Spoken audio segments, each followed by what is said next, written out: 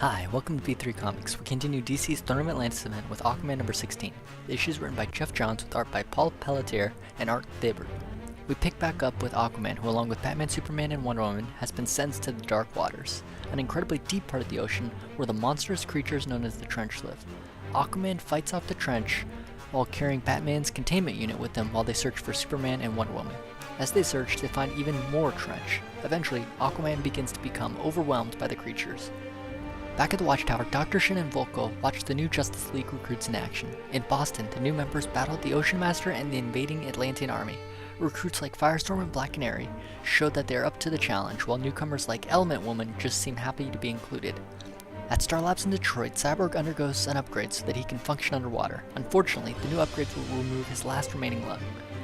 Although he has to shut down a majority of his systems during the upgrade, he continues to analyze the Navy recording of the attack on Atlantis so that he can find out who is behind everything. When his upgrade completes, Cyborg and Mira boom tube into the ocean to help Aquaman and the others. They arrive just in time to save the Justice League from the Trench. After fighting off the creatures and releasing Superman and Wonder Woman, Cyborg finishes his decryption. It wasn't Ocean Master who was behind the attack. Volko was the mastermind, and he has the Atlantean Scepter. What more does he have in store? So what is Volko's plan? Well, I'm not exactly sure where he's going to go from here, but it seems like this is an entire ego trip for him. It's like, I want to be relevant again. That's pretty much his intention. So he's probably going to make it known to everyone that he's the one behind this, take credit for it. Well, I was wondering what his endgame actually is. We definitely already know he's working with other Atlanteans from like Aquaman, I think like 14 or something like that.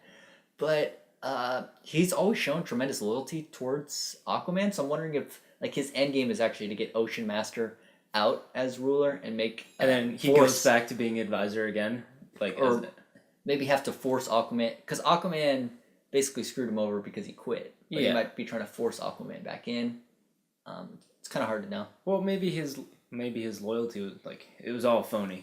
He was trying to still stay under the radar until he can finally, have his master plan sort of come to fruition, where maybe he can then step into the limelight. Or maybe he feels if Aquaman's ruler, Aquaman just becomes a puppet that he can control. Okay. We already know that pretty much because of Cyborg, everyone knows that it's going to be Volko. That's the culprit, because, he had that whole video that's... But I think he knew that's coming because he just basically beat the crap out of Dr. Shin. I know. I knew that. I'm saying that even though that this is his master plan and he wants to eventually come out as like the culprit, and he wants to probably make himself known. Yeah, I think Cyborg sort of made him jump his plan forward a little bit. Yeah, definitely. And I don't know if that's actually going to alter his plan. Maybe it throws it off in some way. So let's look at some specific plot points in this issue. The first was kind of the core of the Justice League being underwater in the dark waters. What did you think of that? Well, it was interesting that they were all inside these pods such that they would be punished by being eaten alive as opposed to just being... killed. Yeah, just killed. It was sort of generous because it definitely saved Batman's life. Yeah, and the whole Batman situation, you find it ridiculous? Well, I mean, I said it in the last video we did on Throne of Atlantis that there's no way Batman could be prepared for these dark waters, but I was completely wrong. Batman was. He had some like oxygen tank ready to go. So yeah, and he said he was. He tells Arthur, "I'm ready for this pressure." Right. It surprised me. I felt that was actually a little unrealistic. I understand Batman's the guy who prepares for everything, but I mean, there's some things that I don't think you can prepare for.